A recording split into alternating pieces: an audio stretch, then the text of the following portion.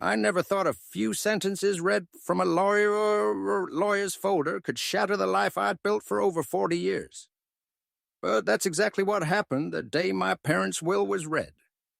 I was sitting in a dim office that smelled faintly of paper and stale coffee. My younger brother Spencer across from me wearing the kind of casual smirk that made it hard to tell if he was joking or just enjoying himself at my expense. My wife, Ellen, sat beside me, perfectly put together. Arms folded, her sharp green eyes flicking between the lawyer and the document like she was already calculating numbers. When the words came, they were clinical, almost cold. William and Mary Anderson leave their house in Lincoln, Nebraska, along with all personal assets, to their younger son, Spencer Anderson. To James Anderson, they leave a property in Stillwater County, Montana, along with all its contents. That was it. No explanation, no letter, no, "We love you, son," just a neat little division of my parents' world. Spencer getting the well-kept home we grew up in, worth $1 million in today's market, and me, a rundown property I didn't even know existed, in a part of Montana I'd never visited. Spencer's lips curled into that half-smile again. "Guess Mom and Dad knew you didn't like city life," he said. The words were delivered with the casualness of a joke, but there was something else behind them. A little twist of the knife. I just had nodded. That's what I did most of my life. Nod, smile, let things slide. It's what Ellen always accused me of. Letting people walk over me. The moment we got in the car, she exploded. "You're okay with that, James?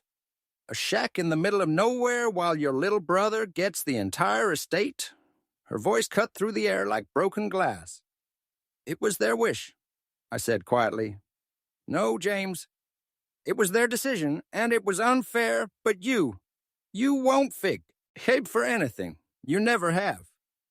Every word she threw at me landed hard because they weren't new. She'd been telling me for years that I was too soft, too willing to give way, and maybe she was right. I wasn't a fighter. I was the man who kept the peace, even if it meant swallowing my own hurt. By the time we pulled into our driveway, the argument had gone from heated to icy. Ellen stood in the kitchen, staring at me like I was a stranger. "You want to stay married to me? Then go prove you're a man. Go to that worthless house of yours in Montana. Don't come back until you've fought for what's fair." I looked at her, the woman I'd built a life with for 15 years, and realized this wasn't about the will anymore. This was about every moment she'd thought I should have stood taller, spoken louder, pushed harder. And I hadn't. That night, I packed a small bag, grabbed the rusty keys the lawyer had handed me, and drove into the dark. I didn't have a plan, only a vague sense that I needed to see this house. Maybe Ellen was right. Maybe I'd been too passive all my life, or maybe, and this thought was small but stubborn, there was something my parents hadn't told me, something important. The road out of Nebraska was long and lonely. As miles of highway disappeared under my tires, I kept replaying the will in my head. My parents were simple, practical people. If they gave Spencer the house, there had to be a reason.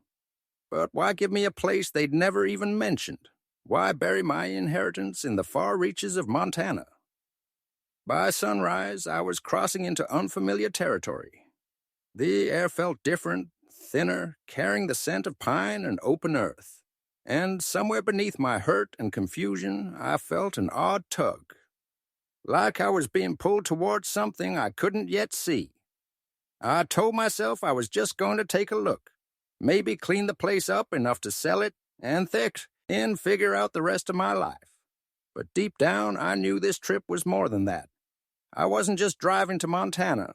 I was driving straight into a truth I didn't even know I'd been avoiding my who. And the moment I turned onto that narrow gravel road leading to my so-called inheritance, I had no idea that my parents' decision, the one that felt like rejection, was about to become the key to everything. The sun was sinking low when I finally saw it, my inheritance, if you could call it that. The gravel road wound between endless rows of pine trees, each one leaning slightly as if whispering secrets to the next. And then, through a break in the forest, the house emerged, a crooked silhouette against the fading Montana light. It wasn't just old. It looked abandoned by time itself. Shingles curled like dried leaves, windows cracked into spiderweb patterns, vines crawling up the siding as if trying to swallow it whole. The kind of place people in small towns tell stories about. Haunted house, cursed land, bad luck property. But instead of feeling disappointed, I felt curious. Something in me, some instinct I couldn't explain, told me this place had a story. And maybe, if I listened carefully enough, it would tell me. I parked in the small, uneven clearing that passed for a driveway and sat there for a moment. Engine off, keys in my hand. The silence was heavy, broken only by the sound of wind rushing through the trees. It felt like the world had gone still just for me to arrive. When I finally stepped out, the cold bit through my jacket. The air smelled rich, pine, damp earth, and the faint metallic tang of old rain on rust. I walked up to the front door, the gravel crunching under my boots, and fit one of the rusty keys into the lock. It resisted at first, as if the house itself wasn't ready to let me in. It took a shove with my shoulder to force it open. A wave of stale air rolled out, thick with dust and the faint sweetness of rot. The inside was dim, the last rays of daylight filtering through gaps in the roof and fractured glass. My flashlight beam swept across cracked floorboards, an old wooden table sitting in the middle of the living room, and a brick fireplace long cold and choked with ash. There was no warmth here, no photographs on the walls, no signs of a life once lived. Just emptiness and neglect. And yet my pulse quickened. I wandered slowly through the rooms. The kitchen was small and bare, the counter warped, a single rusted kettle left on the stove as if waiting for someone who never came back. Down a narrow hallway were 2 bedrooms, one stripped to nothing but a metal bed frame and a moth-eaten blanket, the other filled with rotting crates stacked haphazardly. It was the last door in the hallway that made me stop. Unlike the others, this one was made of solid oak. Its surface was carved with intricate patterns, flowing lines like rivers' suns, and a spread-winged eagle whose feathers seemed to move in the shifting light. My hand traced the grooves.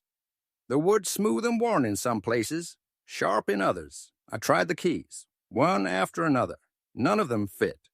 The lock refused me, stubborn and unyielding. Frustration prickled at the back of my neck. I got down on one knee and examined the frame. That's when I noticed it. A narrow gap at the bottom right corner, just wide enough for my fingers. The panel there felt loose. I pulled. It gave way with a reluctant creak, revealing a narrow opening just big enough for me to crawl through. On the other side, my flashlight beam fell on a small room, no larger than a walk-in closet. But unlike the rest of the house, this space felt preserved. Dust covered everything, but the shelves were lined with objects I'd never seen before. Pottery vases painted with swirling patterns, hides embroidered with bright thread, and, in the corner, an eagle feather headdress so pristine it seemed impossible it had been sitting here untouched for decades. Against the far wall stood a wooden chest, its lid carved with the image of a wolf howling at a full moon. My heart thudded as I stepped toward it, every creak of the floor sounding impossibly loud in the style. I knelt, slid my fingers under the lid, and lifted. The hinges groaned. Inside, nestled among folded cloth, was a thick, leather-bound book. The cover was worn but solid, the edges frayed. On the first page, but in a bold, looping hand, was written, "To those who carry the blood of the Lakota, preserve and cherish. Joseph Anderson, August 15, 1947. My grandfather's name, a man I barely remembered." A strange shiver ran through me. The will? Ellen's anger? Spencer's smirk? All of it faded. Right here, in this forgotten room, was something bigger than any house or dollar amount. This wasn't just a crumbling property. It was a doorway, And I just stepped through. I sat on the dusty floor of that hidden room, the leather-bound book heavy in my hands. The air felt different in here, thicker, as if I'd stepped into a place where time had been holding its breath. The first page bore my grandfather's signature, Joseph Anderson. Below it, a simple date, August 15th, 1947. And above both, the words that made my throat tighten. To those who carry the blood of the Lakota, preserve and cherish. I turned the page carefully, afraid that too much pressure might tear the yellowed paper. The handwriting was steady but old-fashioned, each letter formed with care. It wasn't just a diary, it was a chronicle. My grandfather wrote about his father, my great-grandfather, a man named Wakan Tanka, which means great spirit in the Lakota language. He described him as a warrior, a hunter, a man who could read the land the way others read books.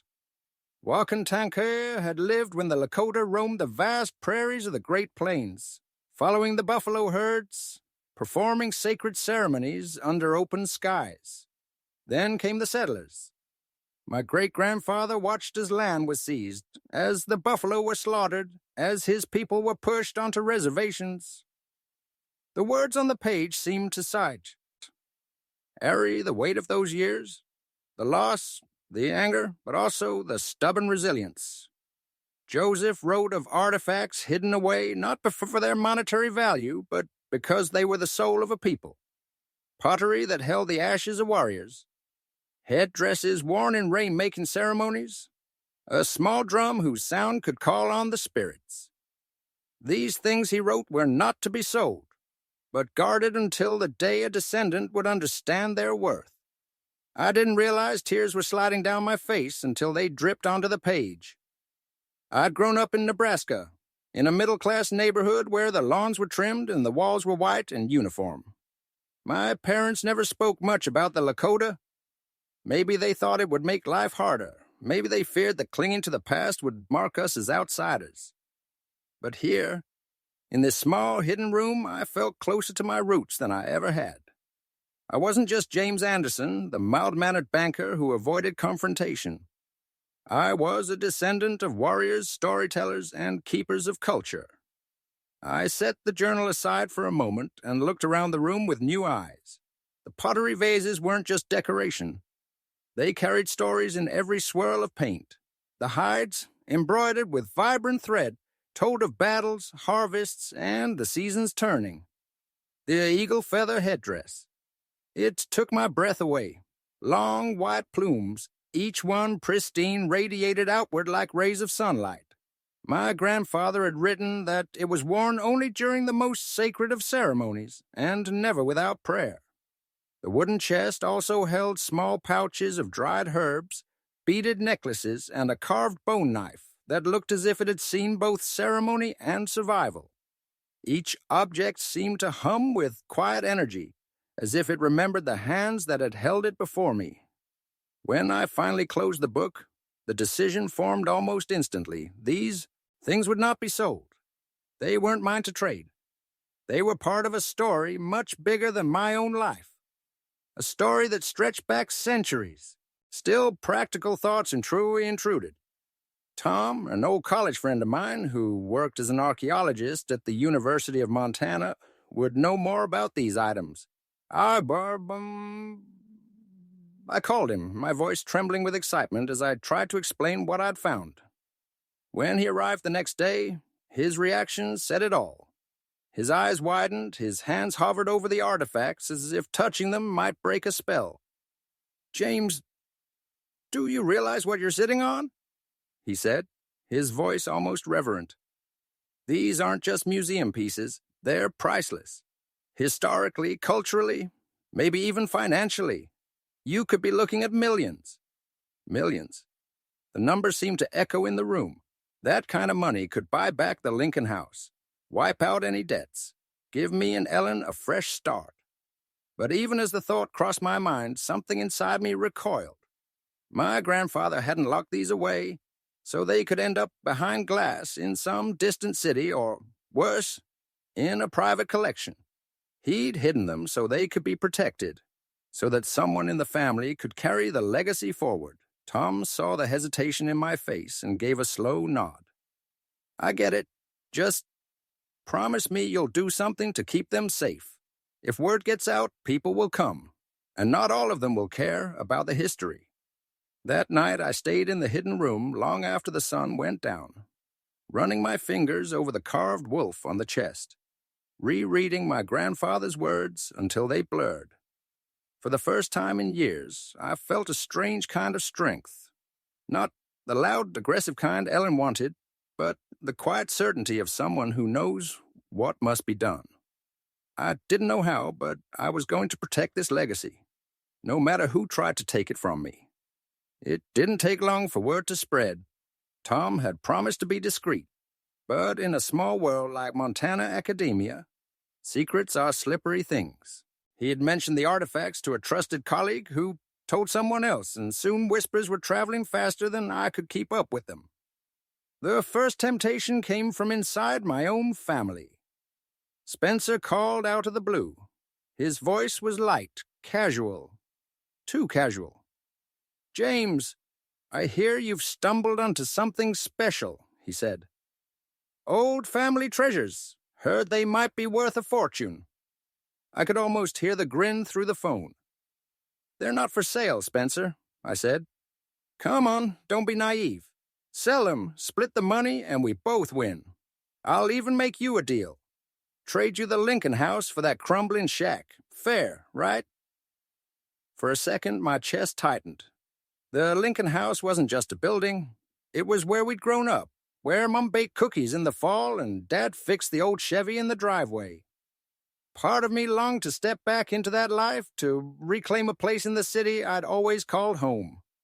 But then I thought of the leather-bound book, the headdress, my grandfather's words: "Preserve and cherish." "No, I said, my voice steadier than I expected. "They belong to the tribe, not to be sold." Spencer chuckled like I'd just told a child's bedtime story. "You'll regret it, James. You always regret your weakness." And then he hung up. The second temptation came wrapped in silk and perfume. Ellen's voice on the phone was softer than it had been the night she kicked me out. "James, I heard from Spencer about what you found. Is it true?" "It's not treasure," I told her. "It's a legacy." She laughed. Not cruelly, but in that way people do when they think you're being hopelessly sentimental. "Legacy doesn't pay bills. We could sell them, buy a new house, travel. You wouldn't have to worry about money ever again." Her words painted pictures in my mind. Sandy beaches, fancy dinners, the approving nods of people who'd never thought much of me. But those images faded just as quickly, replaced by the vision of my grandfather carefully hiding each item in that secret room. "They're not for sale," I said. Her voice cooled instantly. "You're still the same, James. Always chasing ideals, never facing reality.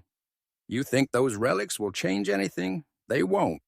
And I'm tired of waiting for you to wake up." Before I could reply, she added, "I'm coming to Montana. We need to talk." The third temptation knocked directly on my door. A man in a tailored suit introduced himself as a representative of a private museum in Chicago. He had a smile like polished metal and spoke in a voice that slid easily into the spaces between my thoughts. "Mr. Anderson, I understand you're in possession of certain cultural artifacts. Our museum would be honored to display them, with full credit to your family, of course. $3 million for the collection. $3 million. The number hit me like a physical blow. "That's generous," I said cautiously, "but they're not mine to sell." His smile didn't waver. "In our care, they'd be preserved for generations, admired by millions. Surely that's better than keeping them hidden here, where no one sees them." I stared at him.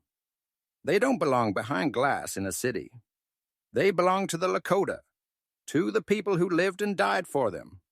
You can't buy their spirit." His smile thinned. If you change your mind, Mr. Anderson, you know where to reach me." He slipped a sleek business card into my hand and left without looking back. That night I sat in the hidden room, the artifacts arranged around me like silent witnesses. It struck me how easily temptation dresses itself up. In family love, in promises of security, in claims of honor. And how every version of it still led to the same place, taking something sacred and turning it into a commodity. I picked up my grandfather's book and turned to a page I hadn't read before. The entry told of a time when Wakan Tanka, my great-grandfather, was approached by a trader offering gold and silver for Maui, sacred items. The tribe was starving, but he refused. "Money can buy food today," Joseph had written, "but only spiritual value sustains us through generations." I closed the book slowly, my decision hardening like steel. If my grandfather and great-grandfather could stand firm in the face of hunger and pressure, then so could I. But I also knew this. I couldn't protect the legacy by hiding it forever.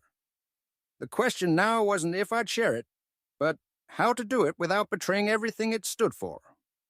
It was a gray morning, the kind where the clouds seemed to hang just above the treetops, when I heard the knock. Out here in cold water, unannounced visitors were rare, and my first thought was that Spencer or Ellen had decided to show up uninvited. But when I opened the door, I saw a man I'd never met. He was older, maybe in his 70s, with skin bronzed by years under the Montana sun. His silver hair was tied neatly into a braid that fell over his shoulder. He wore a plain flannel shirt, jeans, and boots, but his presence was anything but ordinary. His eyes were the kind that didn't just look at you. They looked through you. "I'm Samuel Black Elk," he said, his voice deep and steady. "Tom sent me. You're James Anderson, Joseph's grandson." I stepped aside and motioned for him to come in. Something about his tone made it feel less like an introduction and more like a statement of fact. As if my being here was already part of a story he knew, I led him to the hidden room. The moment he stepped inside, his gaze softened. He moved slowly, like each step was a prayer. His fingers brushed the pottery vases, traced the patterns on the hides. When his hand hovered over the eagle feather headdress, I saw the faint tremble of emotion. "Do you know how important these are?" he asked quietly. "I know they matter," I said. "I know they belong to my grandfather, and Befoch, or him my great-grandfather, but I don't know the whole story." He nodded, then sat in the old wooden chair against the wall.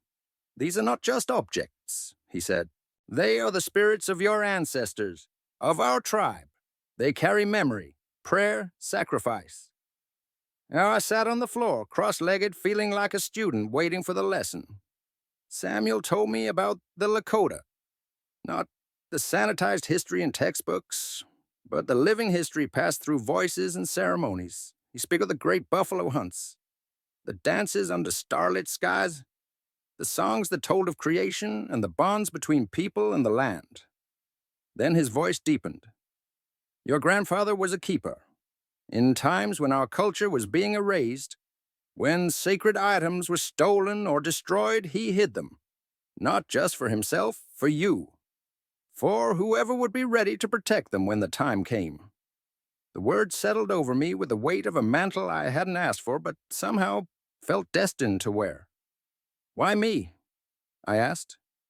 "I didn't grow up in the tribe. I don't speak the language. I've spent my life behind a desk." Samuel's gaze locked on mine.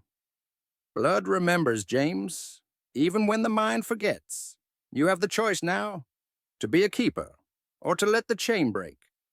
I thought of Spencer's smirk, Ellen's pleading, the Chicago man's business card. I thought of all the ways I could have already said yes to selling everything. But I hadn't. Maybe that was the start of something. "These artifacts," Samuel continued, "are not meant to gather dust in this room. They should live, be seen, teach, inspire. That's how we keep our people alive." And in that moment, the idea that had been flickering faintly in the back of my mind flared into something clearer. A place where these artifacts could be displayed, not as commodities, but as pieces of a living culture. A cultural center, I said, almost to myself. Samuel smiled. Not the quick smile of politeness, but the slow, knowing smile of someone who has just heard exactly what they hoped to hear. Yes, he said, but you cannot. They didn't treat me like a stranger, not like an outsider who'd suddenly decided to care about his heritage. They treated me like family returning from a long journey, one who still had a lot to learn, but was welcome to start. We decided to restore the house itself and make it the center's home. The front rooms would hold displays of the artifacts, each with its story told in both Lakota and English. The larger back room would be for classes, language lessons, weaving workshops, ceremonial drumming. The yard would be cleared for outdoor gatherings and rituals. I dipped into my savings to buy materials. The community showed up with tools, ladders, and willing hands. Some days we worked in the soft morning light, repairing the roof or sanding floors. Other days, the air rang with the rhythmic beat of a drum as Thomas practiced for the opening ceremony while we painted the walls. As the work went on, the house began to change. The peeling shingles were replaced with cedar shakes that smelled rich and fresh. The cracked walls were smoothed and repainted in warm earth tones. The dusty stillness was replaced by the hum of conversation and the sound of footsteps moving purposefully from room to room, but progress didn't come without trouble. One evening, while Rose and I were sorting fabric for the display cases, she told me quietly that Spencer had contacted a real estate company in town. He was trying to sell the house, my house, without my consent. The old me might have panicked, might have tried to negotiate or hoped it would just go away. But not this time. I called a lawyer the next morning. Within a week, we'd filed the paperwork to block any sale and to secure full legal ownership in my name. When the ruling came through, it felt like a small but powerful victory. A line drawn in the sand. "You're learning," Samuel said when I told him. His eyes crinkled with approval. "Strength isn't in anger. It's in standing your ground without letting your spirit be pulled from you." The more the house transformed, the more I did too. I wasn't just fixing a building. I was building something inside myself.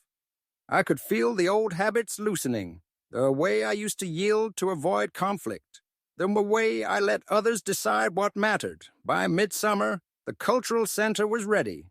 The artifacts had been cleaned and arranged under soft lighting.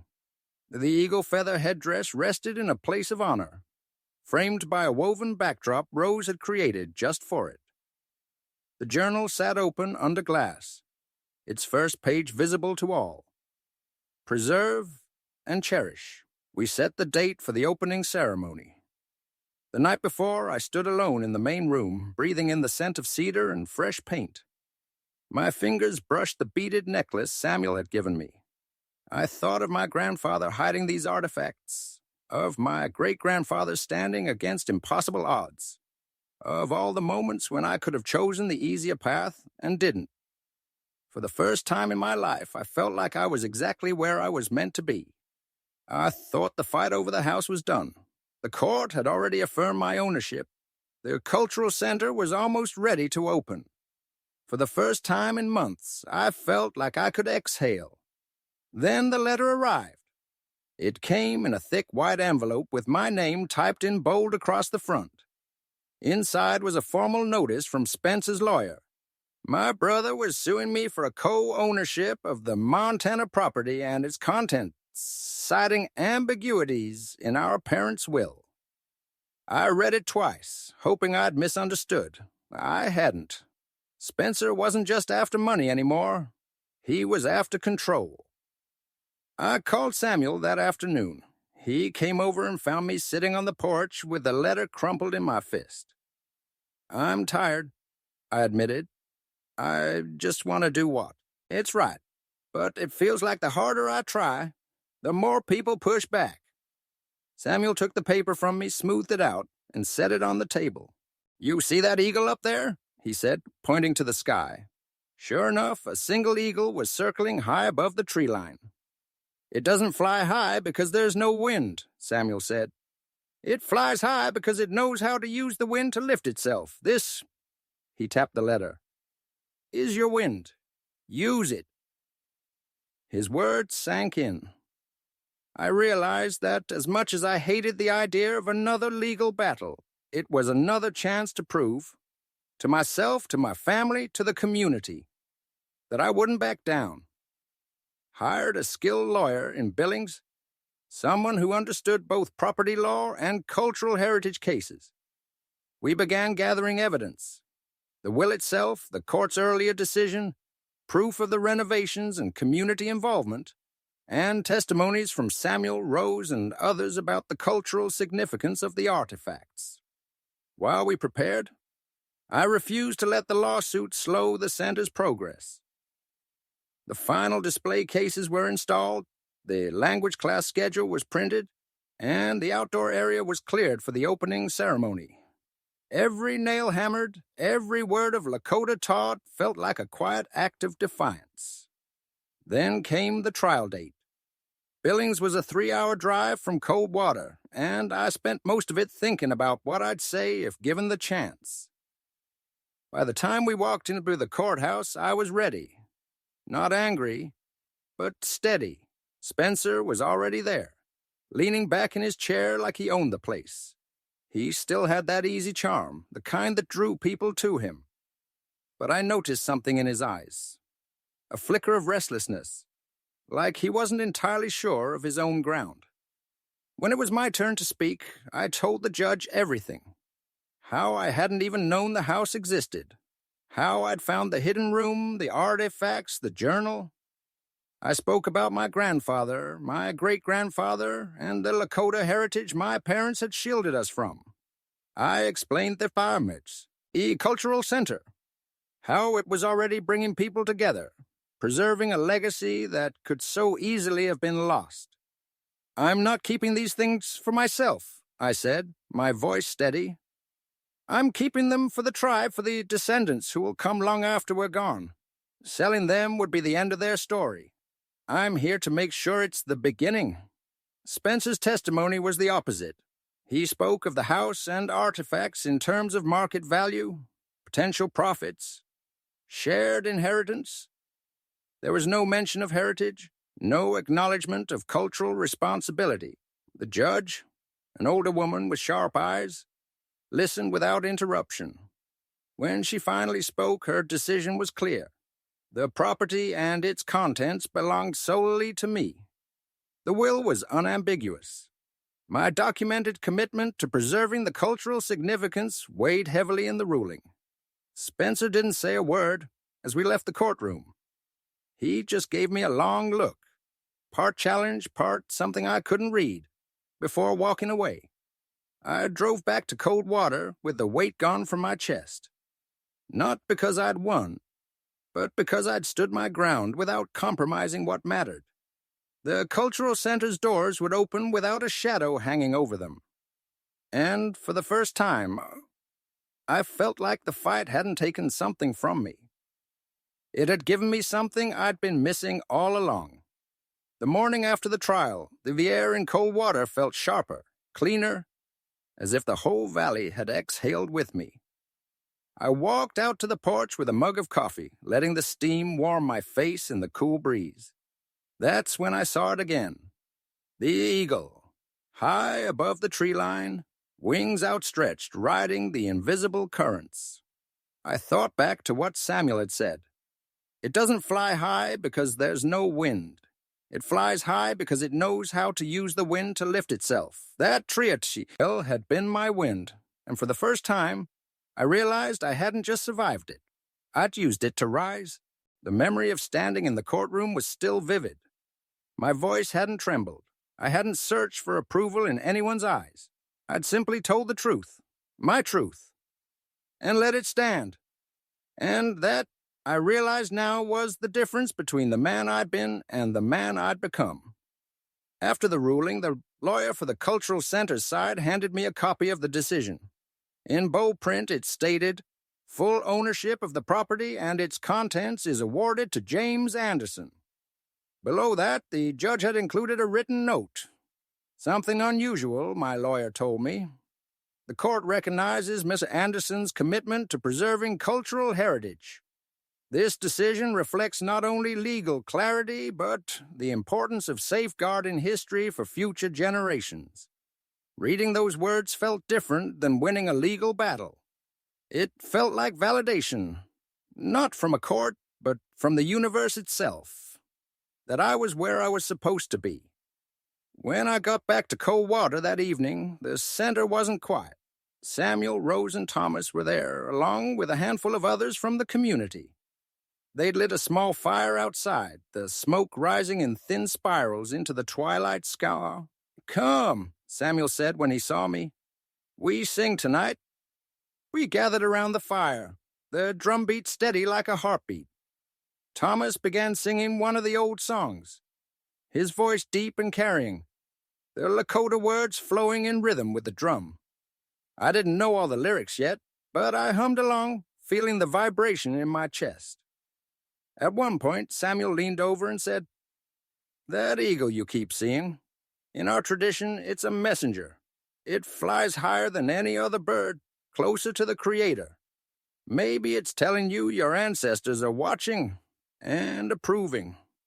The thought struck deep.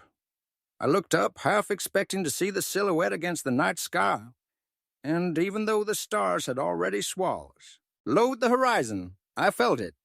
That presence, that silent approval.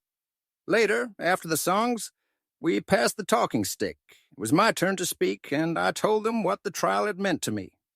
How I'd gone from a man who avoided confrontation to someone who could stand in front of a judge and refuse to bend.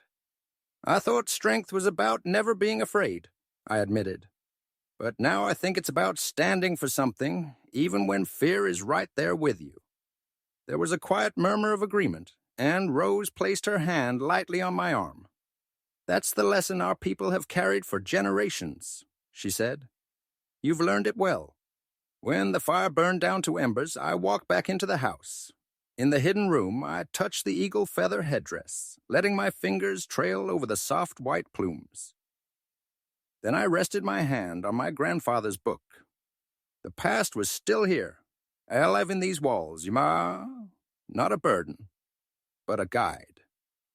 And now I understood. Protecting it wasn't about clinging to what was left. It was about making sure it could take flight again, just like that eagle. As I turned off the light and stepped back into the hallway, I knew that whatever winds came next, Spencer's bitterness, outside offers, even my own moments of doubt, I'd know how to face them, not by fighting to stay on the ground, but by learning how to rise higher. The morning of the opening felt like the first day of a new season in my life. The sun rose bright over the mountains, the air crisp but not cold, carrying that fresh scent of pine and possibility. I'd barely slept the night before. Too many thoughts running through my head, too much anticipation. By the time I arrived at the center, people were already gathering. Some were from the Lakota community in Stillwater County, faces I'd come to know over the past months. Others were from neighboring towns, curious to see what this cultural center was all about.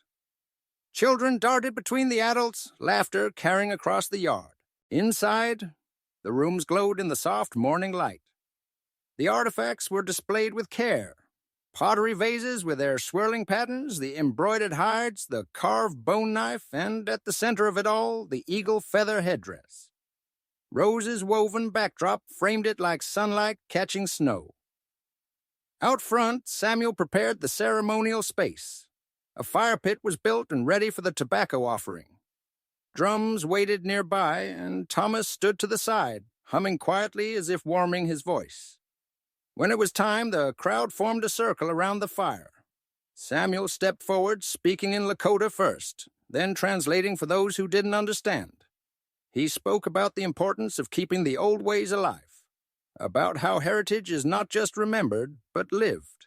Then he nodded to me. I stepped into the center of the circle, feeling every set of eyes on me. Public speaking had never been my strength, but today wasn't about polished words. It was about truth.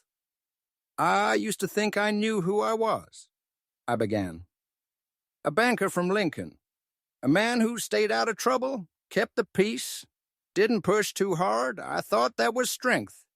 But I've learned strength isn't avoiding conflict. It's standing for something, even when it costs you. I told them about arriving at the house, about the hidden room, about my grandfather's book. I spoke of the temptations to sell, the pressure from my own family, and the moments when doubt nearly won. And I told them why I couldn't let go of the legacy I'd found. These artifacts aren't mine, I said, my voice steady. They belong to all of us, to the tribe, to the generations that came before, and to the children who will come after. This center is for them, and for anyone who wants to understand and honor this history. When I finished, there was a moment of stillness. Then the sound of hands clapping, voices calling out in support. Akar Iwat Rose's eyes. She was smiling, tears glinting. After the speeches, Thomas led the first song, the drumbeat steady and deep, echoing off the mountainsides. The smoke from the fire rose into the clear blue sky, carrying the scent of sacred tobacco.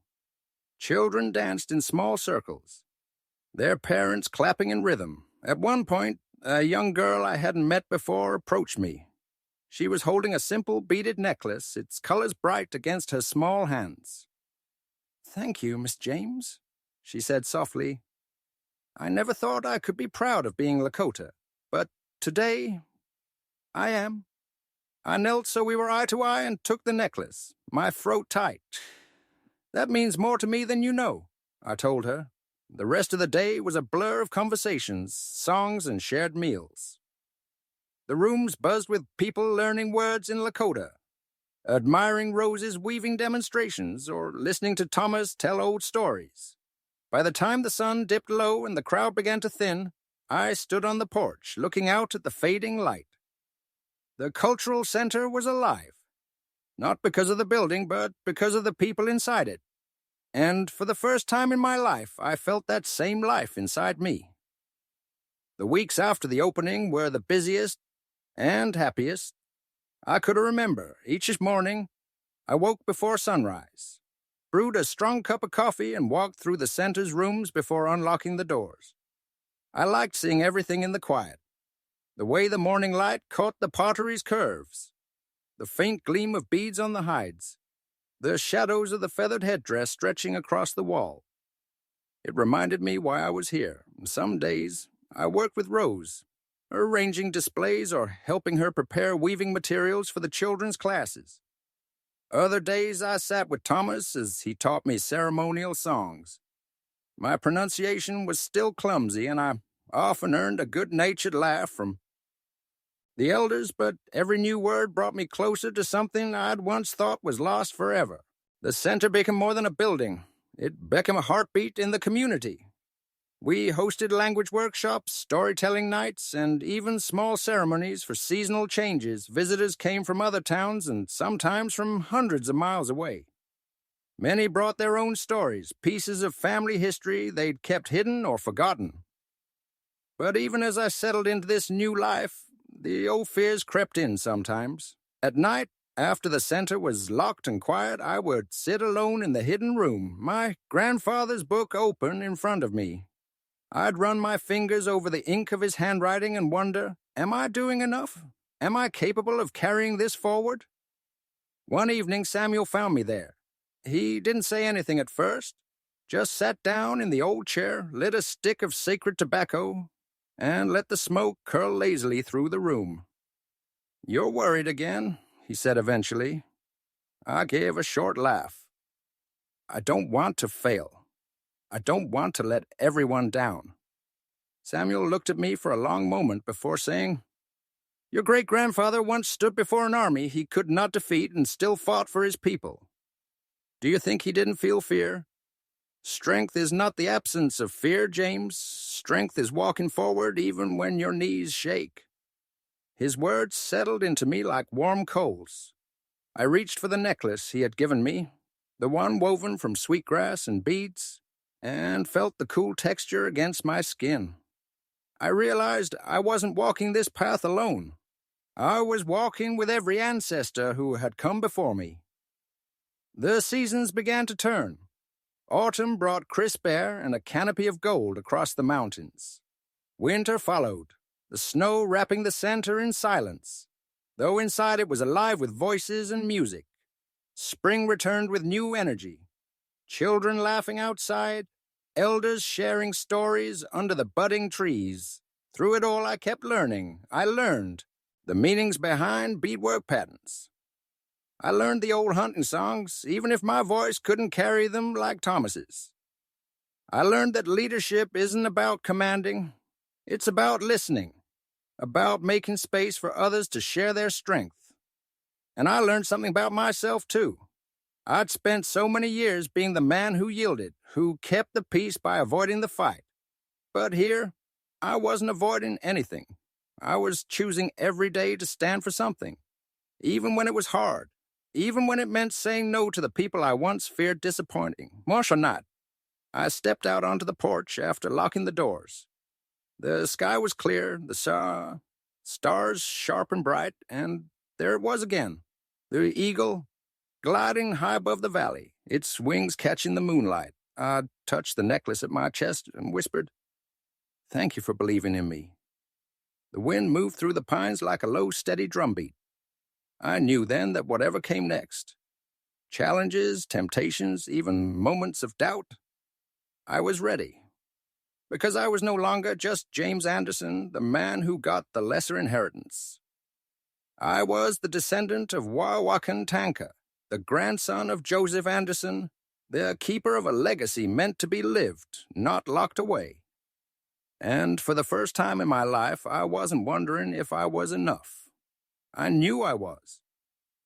If you've stayed with me through this journey, then you know this story isn't just about a house, a will, or a family feud. It's about what we choose to protect and what we choose to let go. I thought my inheritance was a crumbling shack in the mountains. What I really inherited was responsibility.